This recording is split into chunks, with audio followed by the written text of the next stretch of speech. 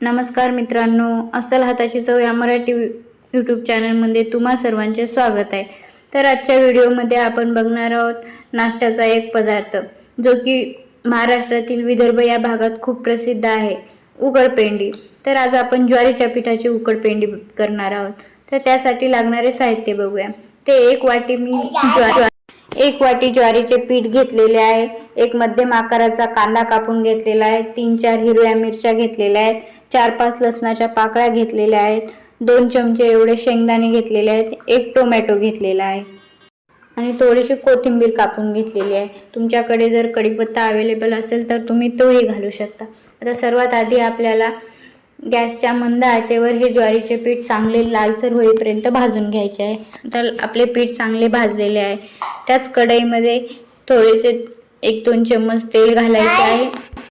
तेल चांगले तापले की त्यामध्ये 1 चम्मच जिरे घालायचे आहे, मोहरी घालायची आहे, जिरेही घालू शकता। आणि त्यामध्ये आता लसणाच्या पाकळ्या घालायच्या आहेत। लसणाच्या पाकळ्या छान परतल्या की त्यामध्ये शेंगदाणे घालून तेही छान असे परतून घ्यायचे आहेत। शेंगदाणे अगोदरच चांगले परतून घ्यायचे, शेंगदाणे जर चांगले नाही परतले तर ते कच्चे लागतात। आता यामध्ये कांदा घालून तोही छान परतून घ्यायचा आहे।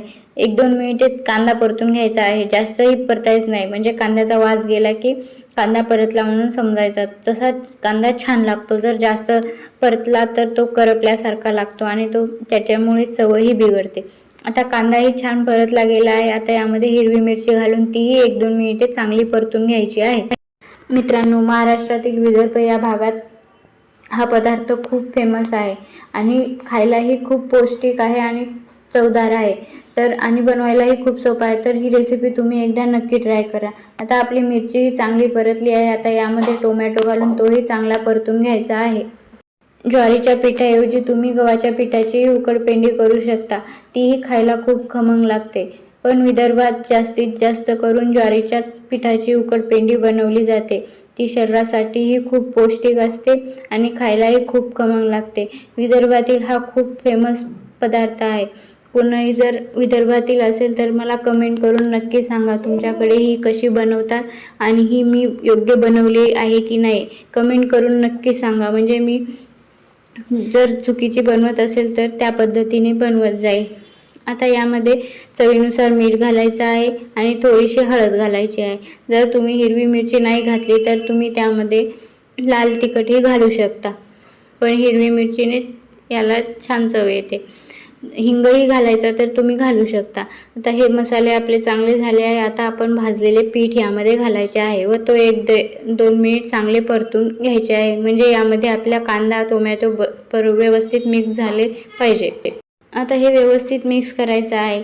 आता कुणी म्हणेल की यामध्ये गाठी होतात, तर हे एकदम मऊसार होते, त्यामुळे गाठी अजिबात लागत नाही। सर्व व्यवस्थित मिक्स केले की याला सर्व मसाले व्यवस्थित मिक्स होतात, त्यामुळे ही खायला खूप चांगली लागते, गाठी वगैरे काही होत नाही। मला विदर्भात येऊन जास्त दिवस झाले नाही, म्हणजे मी विदर्भाची सून आहे, मुलगी नाही, तर मला या उकडपेंडीचा जास्त अनुभव नाही। मी मराठवाड्यातली असल्यामुळे मला मराठवाड्यातील जास्त पदार्थ माहीत आहेत, त्यामुळे मी विदर्भातील जास्त पदार्थ बनवलेले नाहीत। तर तुम्ही मला कमेंट करून नक्की सांगा की हा पदार्थ कसा बनला आहे। आता यामध्ये मी थोडं गरम पाणी घातलेलं आहे, थंड पाणी घालू नका, नाहीतर खरंच खूप गाठी होतील। एकदम कडकडीत गरम असे थोडेसे पाणी घालायचे आहे, पाणीही थोडेच घालायचे आहे, जास्त घालायचे नाही। आता हे व्यवस्थित मिक्स करायचे आहे। आता हे व्यवस्थित मिक्स करायचे आहे, नाहीतर खूप जास्त गाठी होतात। पण हे असं दिसतंय पण याच्या गाठी नाही झालेल्या आहेत, हे एकदम मऊसार होते। आता 2 मिनिट याची वाफ काढून घ्यायची आहे। 2 मिनिटानंतर बघू शकता हे पूर्णपणे आपले तयार आहे। आता यामध्ये आपण चिरलेली बारीक कोथिंबीर घालायची व परत एकदा मिक्स करायचे आहे। ही उकडपेंडी तुम्ही सकाळच्या नाश्त्यासाठी नक्की करा। घाई गडबडीच्या वेळेत हा सोपा होणारा पदार्थ आणि खायलाही खूप खमंग आहे, त्यामुळे तुम्ही ही रेसिपी एकदा नक्की ट्राय करा। दह्यासोबत किंवा चटणीसोबतही तुम्ही हा पदार्थ खाऊ शकता। व्हिडिओ आवडला असेल तर एक लाईक शेअर कमेंट नक्की करा आणि हो विदर्भातील असेल तर नक्की सांगा की कसा झाला आहे। थँक्यू।